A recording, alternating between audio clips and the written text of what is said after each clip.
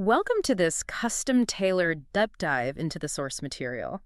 We've got a really intense one for you today. Oh, absolutely. Intense is definitely the word. Yeah, our mission today is unpacking the really dense, incredibly high-stakes opening chapters of The Kingmaker. Right, the legal and espionage thriller by Brian Haig. Exactly. And, if you are a follower of this genre, you already know his pedigree. I mean, Yeah. secret sanction, mortal allies. The heavy hitters. Yeah, exactly.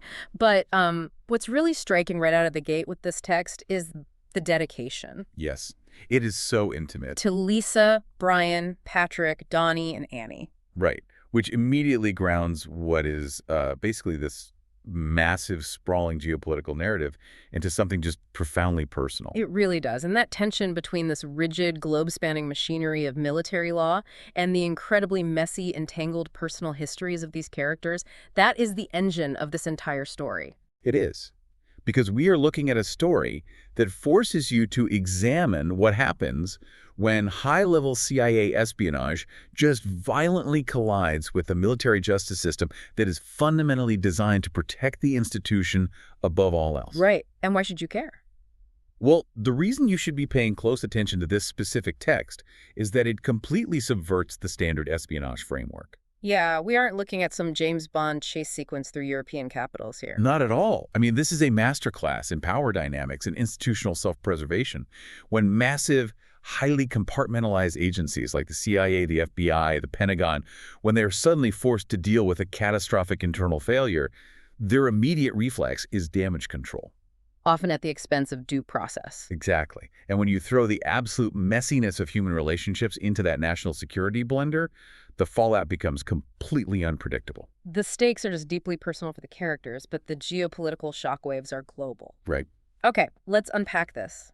The author doesn't give us a gentle on-ramp here at all. No, you are thrown right into the deep end. Right into Fort Leavenworth, Kansas, the United States disciplinary barracks. Which is just a brutal setting. It is stark and deeply unsettling. We're introduced to Brigadier General William T. Morrison, but all the trappings of his rank, they're entirely absent. No dress uniform, no stars on his shoulders. Just an ugly, bright orange prison coverall. Yeah, and he is being physically manhandled by two burly military police officers. They shove him into a chair and immediately shackle his handcuffs to a table. And the text makes a very deliberate point to describe the architecture of that room. Right, the table. Yes, the table is bolted directly to the floor. And the floor is an immovable part of the prison itself. It is the ultimate physical manifestation of a man who has been completely stripped of his mobility, his authority, and really his fundamental dignity. Totally. And that physical environment is doing an immense amount of heavy lifting to establish the baseline reality of this story. Oh, absolutely. Fort Leavenworth is the end of the line. It's not a holding cell. It is a fortress designed for the military's absolute most severe offenders. But the true friction in this opening sequence isn't just between the physical constraints of the prison and the prisoner. No, it's the interpersonal dynamic. Right. Between General Morrison and his defense attorney, the narrator of our story, Major Sean Drummond. Which is such a fascinating power flip. Because in the deeply entrenched hierarchy of the United States Army, the rank of major is leagues below a brigadier general. Drummond himself notes that the social distance between a major and a general is a hard frost, socially speaking. A hard frost. Yeah. I love that phrasing. Under normal circumstances, a major would not even speak to a general unless explicitly spoken to first. He certainly wouldn't dictate terms. Never. But the environment of Leavenworth completely inverts that established power dynamic. The general is the one in shackles. And the major holds the metaphorical keys to his survival. Drummond uses this flip dynamic right away, too. Yeah, he starts blowing hot air at the guards. Trying to establish dominance in the room. Pointing out the sheer absurdity of physically shackling a highly recognizable general who couldn't make it 2 inches outside the prison gates without being identified anyway. Right. And Drummond's initial assessment of Morrison's psychological state, that is a crucial piece of this puzzle. Because he isn't a defiant rogue agent. No. The text describes a burned-out wreck. His posture is completely defeated, shoulders slumped, chin resting heavy on his chest, arms just hanging limply. He's entirely unresponsive to Drummond's presence. And he's on a strict suicide watch. That's why the guards have removed his shoelaces and his belt. Yeah, the government isn't just holding Morrison. They are actively utilizing social starvation to break him down. Right. They've locked him in a specialized isolation wing and severed all contact with the outside world. No phone calls, no letters. No human interaction outside of the guards and interrogators. And the official institutional excuse for this is national security, right? Preventing him from passing operational information to Russian handlers. But Drummond's cynical lawyer instinct recognizes the actual tactical goal here. They want the profound isolation to fracture his psyche. They're hoping he will just crack and start babbling a confession straight into the waiting arms of the prosecution. Exactly. And that concept of social starvation mirrors real-world psychological tactics used in high-level detainment. When an individual has spent decades climbing the highly structured ladder of military command, someone accustomed to total deference. right, issuing orders, being the undeniable center of authority in any room, and you suddenly strip all of that away, replacing it with an orange jumpsuit and the deafening silence of an isolation cell, the resulting ego collapse is catastrophic. The mind simply cannot process the sudden absence of status and stimulus. And Drummond recognizes this psychological freefall immediately. He actually attempts a warm, empathetic approach first. He brings up Morrison's wife, Mary, and his kids. Trying to find an emotional tether, but it barely registers. Morrison is just a hollowed-out husk. So, seeing the empathy is failing, Drummond executes a highly calculated, incredibly risky maneuver. He does. He leans in and calls the general Billy. Yes, he says, "Damn it, Billy, it's Sean Drummond." And the reaction is instantaneous.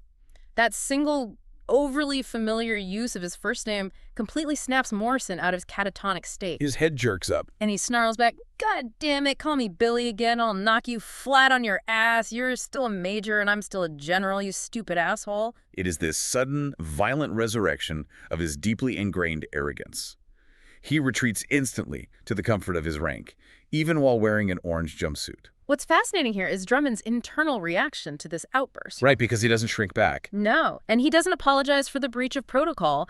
He actually welcomes the abuse. Drummond realizes that this grating arrogance, this immovable belief in his own inherent superiority, is the only internal fire keeping Morrison tethered to reality. Drummond notes the relief in seeing that some semblance of Morrison's internal spirit was finally flogging its way back into his cerebral cortex. Because without that anger, Morrison is just a suicidal vacuum.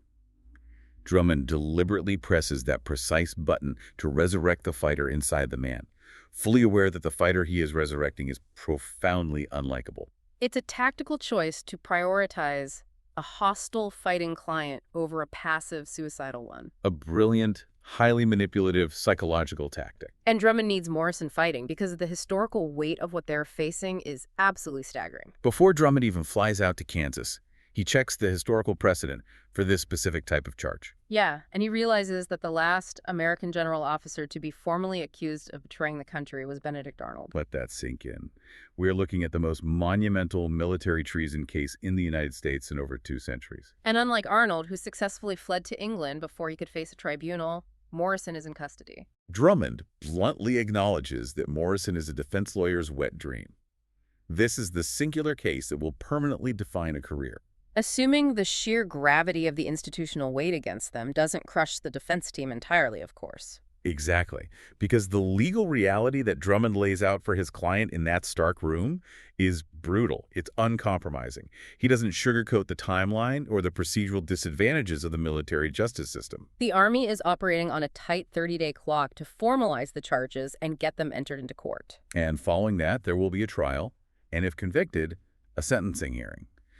Drummond utilizes this specific interrogatory technique, what he calls a sly query, asking Morrison if he requires a reminder of the ultimate penalty for treason.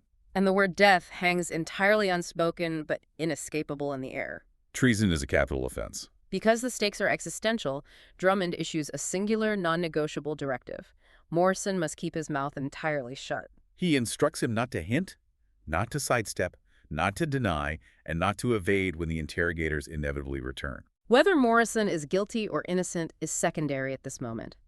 The only tangible leverage the defense possesses is the classified information locked inside Morrison's head.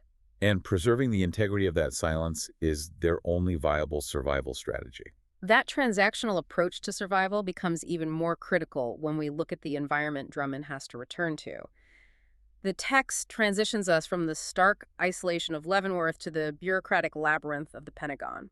And Drummond's internal monologue regarding the Pentagon is incredibly dreary. Yeah, he finds the building depressingly impersonal, this massive concrete monument to institutional bureaucracy. He makes this dark, cynical observation that if you stay in uniform long enough, you'll inevitably end up assigned there. He actually compares the inevitability of a Pentagon assignment to growing old and acquiring a leaky bladder. It's a sharp contrast to the prestige usually associated with the military's nerve center. And that cynicism is a crucial character trait for Drummond. It frames him as an institutional outsider who is ironically operating at the very core of the institution. Drummond is assigned to the office of the Judge Advocate General, working directly under Major General Thomas Clapper. But Drummond's portfolio isn't standard contract law or low-level court-martials. No, he operates within a highly specialized, intensely compartmentalized cell that handles black crimes. Right. These are the legal entanglements involving military units and covert soldiers whose very existence is classified. It requires operating under a blanket of secrecy so dense that, as Drummond describes it, no sunshine sneaks in or out. This background establishes Drummond's unique competency. He is intimately familiar with the dark, highly sensitive corners of the federal government. But even with that hardened background, Drummond is entirely unprepared for the sheer volume of pressure currently crushing General Clapper regarding the Morrison indictment.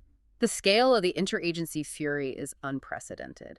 When Drummond arrives at Clapper's office, he observes a solemn line of men and women in dark, conservative suits filing out of the room. Clapper informs him that this was an emergency interagency working group desperately attempting to assess the catastrophic damage Morrison has allegedly caused. We are looking at the heavyweights of the intelligence community.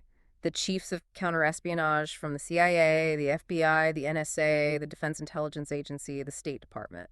And likely a few compartmentalized agencies Drummond isn't even cleared to know about. They are universally incensed. A flag officer in the United States Army has allegedly betrayed the nation. Clapper makes it explicitly clear to Drummond the government has been surveilling Morrison for months. They have him dead to rights. And Clapper's desperation highlights the massive geopolitical stakes at play here. The timing of this scandal is a diplomatic nightmare. Yes. The United States is currently engaged in highly delicate counterterrorism coordination with Russia. There are critical ongoing negotiations regarding global oil distribution. More importantly, sensitive nuclear arms reduction treaties are actively being drafted. Right.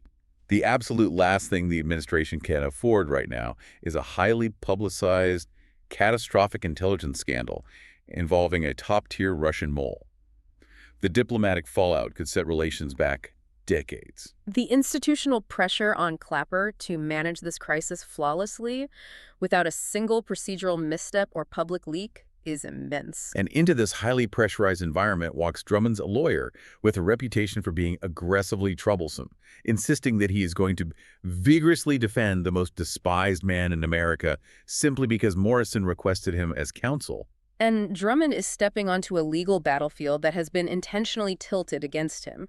He requests a specific co-counsel, Captain Karen Zabrovnia. Specifically because she possesses native-level fluency in Russian, which is vital for a case involving Russian espionage. But Clapper instantly denies the request. The prosecution team has already snatched her up. Clapper reveals that the prosecution hasn't just been formed in the wake of the arrest. They have been actively involved in this case for months, secretly reviewing and approving the evidence as the intelligence agencies gathered it. They have an insurmountable head start. And the leader of that prosecution team is Major Eddie Golden. Drummond notes that Golden is a ruthless litigator who holds the JAGI Corps' unofficial Hangman Award for 2 consecutive years. Furthermore, Golden and Drummond have a history. Golden has already defeated Drummond twice in court, metaphorically putting him on a stretcher, with a third encounter ending in a mistrial. The prospect of Golden achieving a clean hat trick against him in a case of this magnitude is deeply sickening to Drummond. He recognizes that he is walking directly into a meticulously constructed trap. The structural imbalance of military tribunals compared to civilian courts is a vital underlying theme here. Yeah. In a standard civilian criminal proceeding, the defense and prosecution generally begin their formal preparations on somewhat equal footing following an indictment governed by strict discovery rules. But in this specific military espionage context, the combined force of the U.S. intelligence apparatus and the military prosecutors have been constructing this narrative in absolute secrecy. They possess the evidence, they have secured the top linguistic and legal personnel, and they have the crushing institutional weight of the federal government aligned behind them. Drummond is starting at absolute zero, facing a historically successful prosecutor who has a personal vendetta against him, while representing a client who is deemed indefensible. The procedural deck isn't just stacked, it is completely rigged. So Drummond desperately needs to understand the landscape of his client's life. This necessitates a trip outside the sterile walls of the Pentagon to McLean, Virginia, to meet with Morrison's wife, Mary. And the author uses this transition to highlight a glaring socioeconomic divide. It's pretty funny. Drummond drives a battered 1996 Chevy out to McLean, which is an enclave of extreme wealth and political power. He pulls into the circular driveway of this elegant, imposing mansion that absolutely radiates old money. And he parks his beat-up Chevy directly next to a pristine $180,000 Porsche 911 GT2. He takes a brief moment to admire this shimmering symbol of wealth. And then, in a moment of brilliant physical comedy, the wind catches his car door and slams it right into the Porsche, leaving a massive dent and an ugly scratch. That minor act of accidental vandalism perfectly encapsulates Drummond's status as an interloper in this environment. He operates on a government salary. He does not belong in this world of multi-million-dollar estates and aristocratic lineage. And this alienation is instantly compounded when the front door opens and he is confronted by Homer Steele, Mary Morrison's father. Drummond's internal description of Homer is wonderfully acidic, a man born with a lemon stuck so far up his backside that the stem pokes out his ear. Homer's disdain for Drummond is palpable. He barely acknowledges Drummond's existence before slamming the door in his face to resume an argument with Mary inside the house. The atmospheric tension is suffocating, and that's before we even unpack the deeply complicated personal history between Drummond and Mary. Here's where it gets really interesting. Mary Morrison isn't just the grieving, confused wife of an accused traitor.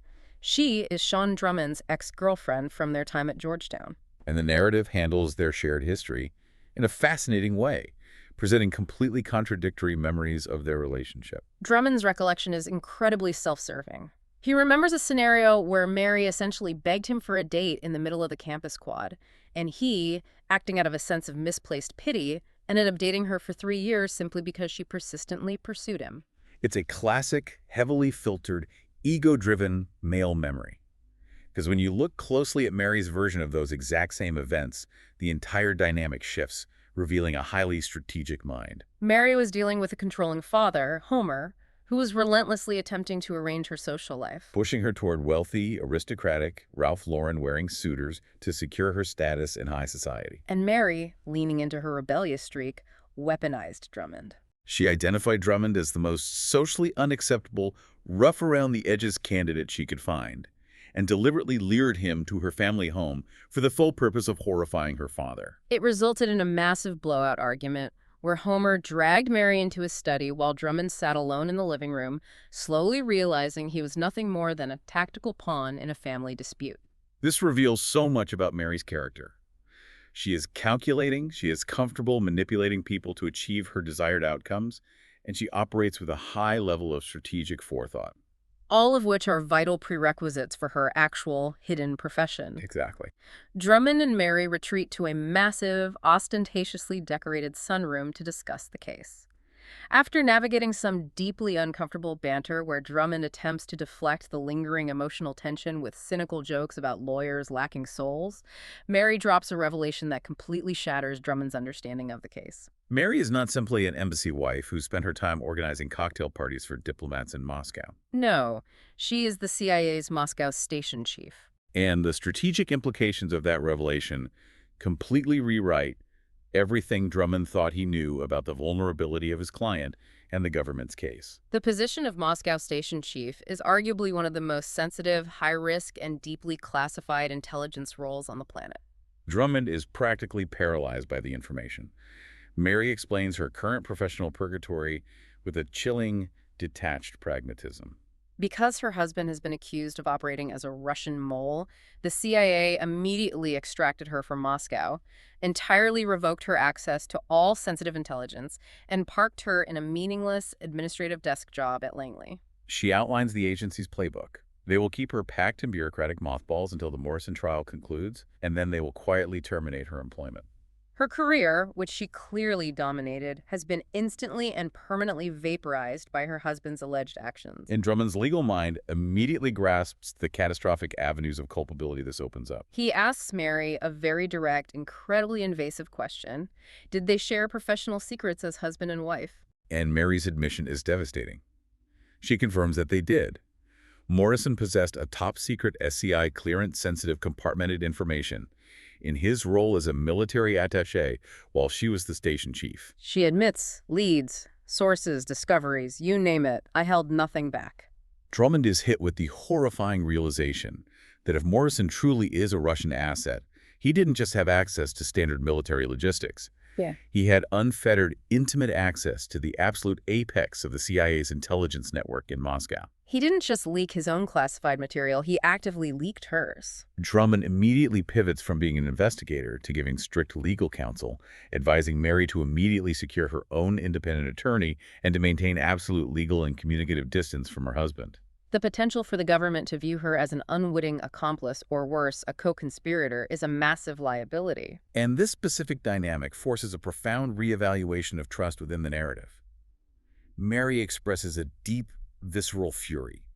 She explicitly states that everything in their lives was progressing perfectly, noting that Bill was even on the shortlist for a promotion to a 2-star general. The betrayal she is experiencing operates on multiple levels. It is a profound violation of their marriage, certainly, but perhaps more devastatingly, it is an absolute invalidation of her professional expertise. She's an apex intelligence officer, rigorously trained to identify deception, to spot tells, and to evaluate human assets. Yet, the man she slept next to every night may have been the most damaging counterintelligence asset the Russian government ever possessed.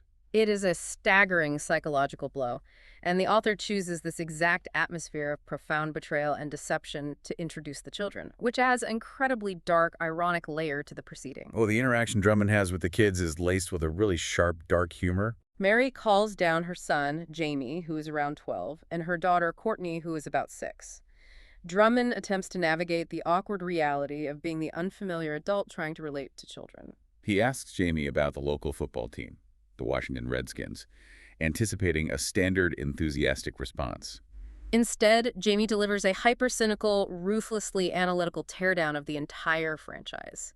He systematically critiques the coaching staff, the quarterback, the defensive secondary, and dismisses the offensive line as complete garbage. And the punchline of the interaction is Jamie revealing that his primary motivation for hating the team is simply because his grandfather, Homer, supports them. Drummond is highly amused, jokingly wondering if Jamie is his own illegitimate child given their shared, deeply ingrained cynicism. The interaction with Jamie provides some levity, but Drummond's conversation with the 6-year-old Courtney is where the thematic juxtaposition of the novel really sharpens. Drummond attempts to engage her, asking if she shares her brother's interest in football. Courtney giggles, dismisses him as a dork, and informs him that she vastly prefers playing PlayStation games. But not just any games. She explicitly states she prefers the games where she gets to shoot people. Drummond, leaning into the joke, asks if these games depict blood. Courtney's response is casually chilling. She notes that the better games do, and she explicitly prefers the games where the targets bleed rather than just disappear. It's a deeply unsettling moment wrapped in domestic normalcy. You have this completely innocent child, insulated in a multi-million-dollar McLean estate, casually consuming simulated digital violence. Meanwhile, her father is locked in an isolation cell at Leavenworth, accused of real-world espionage, trafficking in state secrets that directly resulted in real human assets being exposed, hunted down, and executed in the physical reality of Moscow. The stark contrast between the child's digital entertainment and the father's alleged deadly reality is a masterstroke of tonal dissonance by the author. Drummond leaves the Morrison estate heavily burdened. He realizes the scope of what he's up against. He is fighting to defend a shattered family, an ex-girlfriend whose life has been structurally dismantled, and a client he fundamentally despises. He cannot do this alone. And that necessity transitions us into the assembly of his defense team. The team he manages to cobble together is about as far from standard military protocol as you can possibly get. Beginning with Sergeant First Class Imelda Pepperfield, Imelda serves as Drummond's legal assistant, and the narrative description of her is fantastic. She is a 50-ish black woman whose physical appearance, pudgy face, gold-rimmed glasses, leads people to immediately categorize her as a harmless, grandmotherly figure who probably knits and bakes. But Drummond makes it explicitly clear that confusing Imelda with a harmless grandmother is akin to confusing an atomic bomb with a firecracker. The author deliberately leans into these specific visual stereotypes to demonstrate how frequently people miscalculate intelligence based on presentation, which is a core theme of espionage. Imelda is the quintessential seasoned, non-commissioned officer, the institutional backbone that actually keeps the military functioning while the officers manage the politics. She originally hails from the mountains of North Carolina, and she has highly developed the ability to project a fake, backwoods persona. She actively plays the role of the uneducated subordinate so that opposing counsel and even superior officers consistently underestimate her analytical capabilities. But beneath that carefully constructed camouflage, she possesses a razor-sharp intellect, holds 2 master's degrees, and operates with what Drummond affectionately categorizes as the moral ambiguity of a Mack truck. Having spent 3 decades observing the military justice system be both practiced and horribly malpracticed, she is entirely unimpressed by rank or authority. When Drummond calls her from a civilian payphone to break the news that they have been assigned the Morrison case, her assessment is immediate and brutally honest. She drops the grammar and flatly tells him it's a terrible idea, that he lacks any foundational knowledge of espionage law, and that he is drastically out of his depth. She doesn't just critique his legal standing, she directly attacks his personal motivations. She interrogates him over the phone, demanding to know if he is only accepting the suicidal case because he is still carrying a torch for the accused traitor's wife. She reminds him that he is stepping into an arena he doesn't understand against Eddie Golden, a prosecutor who has already dismantled him in the past. Imelda acts as the harsh grounding wire of reality that Drummond's ego desperately needs. Despite her warnings, Drummond is committed. He orders her to establish a secure satellite office at Leavenworth, while he sets out to locate the crucial missing component of his defense strategy. A civilian attorney who possesses native-level Russian fluency and can successfully navigate a top-secret security clearance background check. Drummond's search for this unicorn of an attorney exposes the highly specific, niche ecosystem of the Washington, D.C. legal community. Having completely struck out with the Military Personnel Office, the only JAG officer with Russian capabilities had marginal proficiency scores, Drummond is forced to rely on his civilian network. He contacts an old law school acquaintance, Harry Zinster.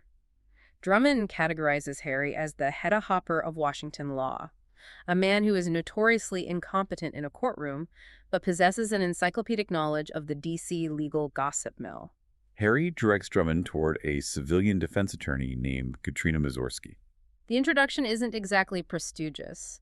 Harry notes that Katrina spends her time lingering around the 14th Street precinct, aggressively soliciting clients from the overnight arrest rosters. However, Harry provides the critical data points. She previously held a government position, and she speaks fluent Russian. Drummond initiates contact with Katrina over the phone, and the combative nature of their dynamic is established in the very first exchange. He attempts to gauge her language proficiency, asking if her Russian is merely competent enough to order a drink, or if she could sustain a highly technical discussion with a Russian rocket scientist. Katrina's response is immediate and abrasive. She lets out a harsh chuckle and bluntly states that she lacks the intellect to converse with a rocket scientist in any language, but guarantees her Russian is native quality. She discloses her background as a translations clerk at the State Department, confirming she previously held a top-secret clearance. On paper, it's the exact profile Drummond needs. He invites her to his office for a formal interview.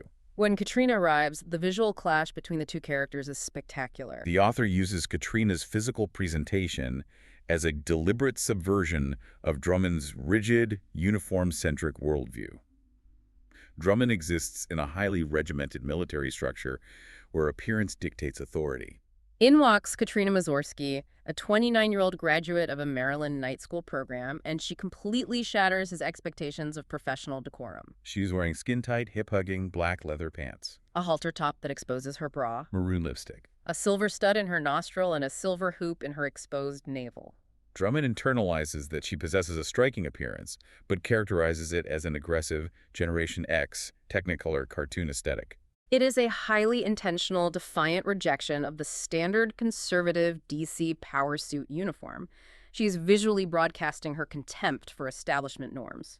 The power struggle over the interview dynamic commences the moment she sits down. Drummond attempts to assert dominance by playing the formal, superior military officer.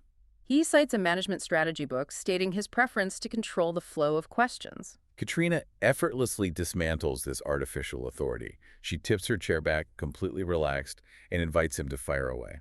When Drummond probes her unconventional career path, asking why she isn't at a major firm, she bluntly informs him that her interviews with prestigious law firms frequently culminated in the partners aggressively propositioning her. So she opted to bypass the traditional firm route entirely. Having answered his questions, she abruptly flips the dynamic. She leans forward, takes command of the conversation, and demands that Drummond justify his own credentials. Interrogating him on his educational background and his specific strategic expectations for her role. If we connect this to the bigger picture, this is a highly sophisticated negotiation tactic. By refusing to accept the subordinate role in the interview, she establishes immediate parity. When Drummond attempts to reestablish his authority, reminding her that he represents a massive, historically significant espionage defense against elite Ivy League prosecutors, and aggressively questioning what value she could possibly add to his team, she remains entirely unbothered. She simply laughs and reiterates her core asset: I speak excellent Russian. She operates with a perfect understanding of market scarcity. When the negotiation shifts to compensation, Drummond attempts to lowball her with an offer of $150 a day. Katrina accepts the figure before he even finishes articulating the offer. She doesn't need to haggle because she has already analyzed the playing field. Exactly. She completely corners him with data. She cites the Martindale-Hubbell legal directory statistics right back at him. She informs Drummond that there are precisely 3 other attorneys operating in the D.C. area who possess fluent Russian capabilities. 2 of those attorneys charge a premium rate of $500 an hour and are on retainer for the Russian mafia. The 3rd attorney is currently facing disbarment proceedings for orchestrating a fraudulent adoption ring. Furthermore, she correctly points out that even if Drummond could afford them, none of those 3 individuals could possibly pass the rigorous background check required to secure the necessary security clearances for this case. She looks directly at Drummond and effectively communicates that he is incredibly fortunate she walked through his door. She demands he stop posturing and finalize the agreement. She completely neutralizes his authority through pure logic and undeniable market scarcity. Katrina is the exact asymmetrical asset Drummond requires for this specific battle. Her abrasive demeanor and highly unconventional wardrobe are irrelevant compared to the immense value of her background. She reveals that her heritage is a complex mix. Her father was Chechen and her mother was Russian. They fled the Soviet Union because the communist regime actively persecuted Chechens and aggressively targeted mixed marriages. She grew up navigating the harsh realities of New York, financed her undergraduate degree by waitressing, and aggressively fought her way through night school to get her law degree. She is fundamentally scrappy, possesses a deep-seated suspicion of institutional authority, and intimately understands the cultural and linguistic nuances of the Russian adversary. Drummond recognizes her as a highly difficult personality, a ball-buster, but he also acknowledges the undeniable reality that his defense strategy cannot function without her. He hires her on a probationary basis. Her parting promise to him is to start immediately the next day, advising him not to attempt to manage her workflow, but simply to try and keep pace with her. So Drummond has his team assembled.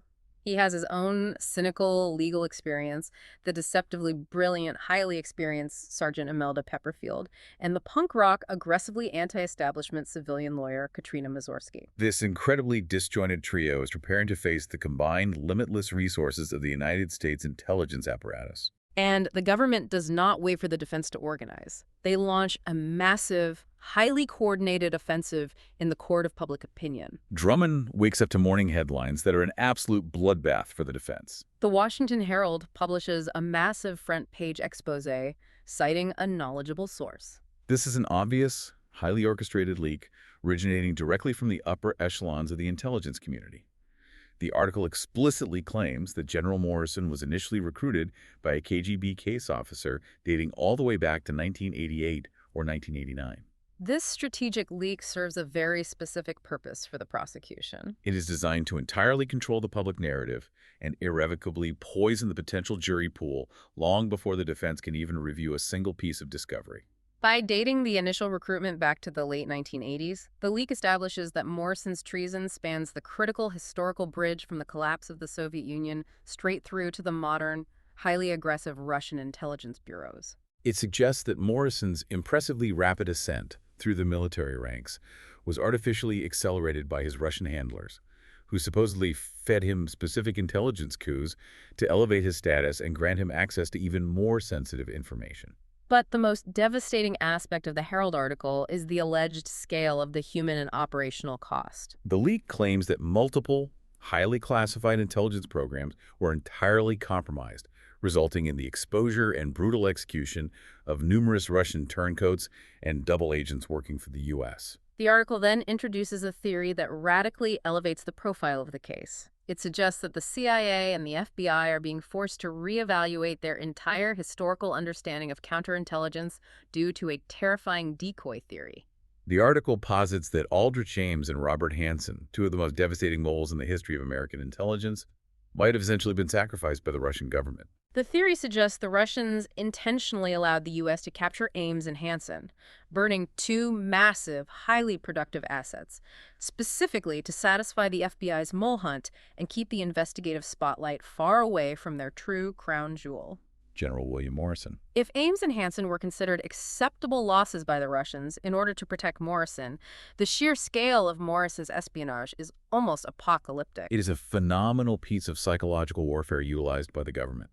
It enrages the American public, applies crushing political pressure on the defense, and elevates Morrison from a standard traitor to a mythological villain. However, Drummond's analytical legal mind catches a single, incredibly specific detail buried within the prose of the article. He notes that the leak refers to Morrison's Russian case officer or controller in the singular tense. It does not reference a committee, a bureau, or a team of handlers, but one specific controller. It is a microscopic linguistic detail, but in the highly precise world of legal defense, it is a glaring anomaly that Drummond files away for future use. Recognizing that he cannot fight this narrative battle from the Pentagon, Drummond decides he must confront the source of this pressure directly. He arranges a face-to-face meeting at the absolute epicenter of the intelligence community, CIA headquarters in Langley, Virginia. The visual contrast of this specific field trip is brilliant. Drummond makes the calculated decision to bring Katrina with him into the heart of the establishment. Drummond is outfitted in his crisp, immaculate military uniform, adhering to every regulation. Katrina, conversely, arrives wearing a loose, flowing blouse, incredibly tight bell-bottom jeans, clogs, and a highly aggressive spiked leather collar around her neck. They navigate the George Washington Parkway, pass through the intense, multi-layered security cordons at Langley, and are escorted by grim-faced security personnel into the waiting room of the CIA's General Counsel, Clarence O'Neill. While waiting, Drummond observes O'Neill's massive wall of fame. Dozens of framed photographs of O'Neill shaking hands with the most powerful political figures in Washington. The visual weight of O'Neill's entrenched power causes Drummond to internally joke that the most logical tactical move would be to immediately flee the building. Clarence O'Neill operates as the physical embodiment of the CIA's institutional arrogance and power. He is described as an imposing, florid-faced Irishman who greets Drummond with open hostility and looks at Katrina's attire with absolute, undisguised disgust. When Drummond attempts to assert his legal rights, demanding that the CIA immediately share their evidentiary files in accordance with military discovery laws, O'Neill dismisses him with contempt. O'Neill claims the agency is under no obligation to assist a military tribunal that has no jurisdiction over his office. When Drummond attempts to utilize leverage by threatening to hold a public press conference denouncing the CIA's lack of cooperation, O'Neill actually smiles. He informs Drummond that the agency has weathered far worse public relations threats, noting specifically that in the post-World Trade Center judicial environment, the federal courts are overwhelmingly sympathetic to the necessity of intelligence agency secrecy over defense transparency. O'Neill is entirely insulated from Drummond's standard legal threats. Realizing that bureaucratic stonewalling isn't deterring Drummond, O'Neill escalates to physical and psychological intimidation. He stands up, circles his massive desk, and positions his body less than a foot away from Drummond, physically looming over him. Drummond internally notes that this is the oldest, most cliché intimidation tactic in the bureaucratic playbook. But the threat O'Neill delivers is horribly real. O'Neill informs Drummond that Morrison is responsible for more operational havoc than Drummond's mind can even comprehend, and then he drops the hammer. O'Neill states that the agency is still conducting their damage assessments, but it is highly probable that the prosecution will seek to add multiple counts of murder to the treason indictment, holding Morrison directly responsible for the specific agents who were executed in Moscow due to his leaks. Katrina, attempting to break O'Neill's momentum, fiercely dismisses the threat as absolute bullshit, trying to provoke O'Neill into revealing more details.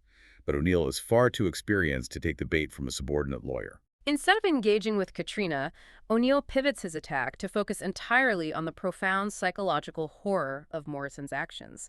He characterizes Morrison not just as a spy, but as a master of unparalleled duplicity. O'Neill emphasizes that Morrison didn't merely fool the highly trained analysts of the intelligence community. He successfully fooled the woman he shared a bed with. And this is the precise moment O'Neill delivers the ultimate narrative-shattering revelation of these opening chapters. He informs Drummond that for the past 3 years, Mary Morrison's role wasn't simply acting as the Moscow station chief. She was the absolute head of the highly classified interagency task force, specifically created and tasked with hunting down the very mole her husband is currently accused of being. So what does this all mean? The strategic implications of that revelation completely rewire the entire narrative. Mary Morrison was the lead mole hunter, and every single night, she returned home and slept beside the primary target of her investigation. The level of betrayal is staggering, operating on a level of sociopathy that is difficult to fully comprehend. Let's deeply analyze the psychological and tactical devastation of this reality. Morrison didn't just passively pass stolen documents to a handler. He actively weaponized his own marriage as a counterintelligence shield. He had intimate, unrestricted access to the lead investigator of his own crimes. He could monitor her daily stress levels, observe her shifting moods, potentially access her secure files, and understand the exact strategic direction the task force was taking on any given day. He could anticipate the FBI's movements because his wife was directing them. He utilized her trust, her professional position, and her affection to successfully evade the most sophisticated intelligence dragnet in the world for over a decade. As O'Neill explicitly points out to Drummond, in the entire documented history of global espionage, there's never been an operative quite like him. The sheer psychological compartmentalization required to live that extreme lie day after day, year after year, while simultaneously raising young children with the very woman whose professional and personal life you are systematically destroying, is entirely unprecedented. The revelation leaves Drummond completely reeling. His foundational understanding of his client, his ex-girlfriend, and the case itself has been obliterated in a single sentence. He struggles to maintain his professional composure, formally thanks O'Neill for the meeting, and immediately retreats from the office while O'Neill stands there, projecting a deeply self-satisfied smile. Score one massive victory for the Psychological Warfare Division of the CIA. The sequence ends with Drummond back in the safety of his battered car with Katrina. She sarcastically congratulates him on his handling of the meeting before immediately demanding to know the truth behind the explosive bombshell O'Neill just detonated regarding Mary Morrison. And that precise moment of overwhelming uncertainty is exactly where the source material leaves us, completely breathless and forced to reevaluate every single assumption we've made thus far. Which perfectly sets the stage for our final analysis of the narrative architecture. When we step back and evaluate the massive interlocking hurdles Major Sean Drummond is currently facing, it represents a legal and personal nightmare of epic proportions. He is bound by ethics to defend a client who is actively suicidal, profoundly arrogant, and almost certainly guilty of the most damaging acts of treason in modern American history. He is actively battling a furious, entirely united intelligence community that possesses a massive operational head start, limitless federal resources, and the clear support of the federal judiciary. He has to navigate an incredibly volatile relationship with an ex-girlfriend whose stellar career and family life have been utterly obliterated by the specific man he is sworn to protect. And his sole line of defense against this Leviathan is an aging sergeant playing a psychological game of hide-and-seek and a civilian lawyer who actively despises the very concept of institutional authority.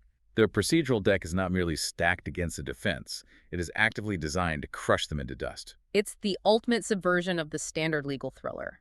Drummond isn't a crusading hero determined to prove his client's innocence against a corrupt system. He's a cynical pragmatist who isn't even sure if winning the case is the morally correct outcome. The dense web of conflicts of interest, the suffocating emotional baggage, and the incredibly high geopolitical stakes create a brilliant, highly pressurized setup by Brian Haig. And it leaves you with a profoundly lingering, provocative question to consider long after these opening chapters. When you are operating in an environment surrounded entirely by professional intelligence officers whose core competency is elaborate deception. When you are battling elite prosecutors who have total control over the flow of classified evidence. And when you are legally bound to defend a client who has successfully executed a sociopathic, decade-long lie against the smartest people in the government, how can you ever trust a single piece of paper, a single witness statement, or a single fact that crosses your desk? In a world where the lead investigator is unknowingly sleeping with the primary suspect, completely blind to the devastating reality existing in her own home, is the very concept of objective truth in a courtroom simply another fabricated narrative designed by whichever side tells the better story. How do you successfully defend the truth when every single person in the room is a recognized master of lies? That structural unreliability, that constant questioning of reality, is exactly the kind of philosophical dilemma that keeps you up at night, and it is precisely why this text is so incredibly gripping. Thank you for joining us on this deep dive into the source material. We hope you found the strategic analysis of these dense, highly intricate opening chapters as fascinating as we did. Remember to always question the foundational narratives you are handed, look closely at the hidden power dynamics operating around you, and as always, keep diving deep.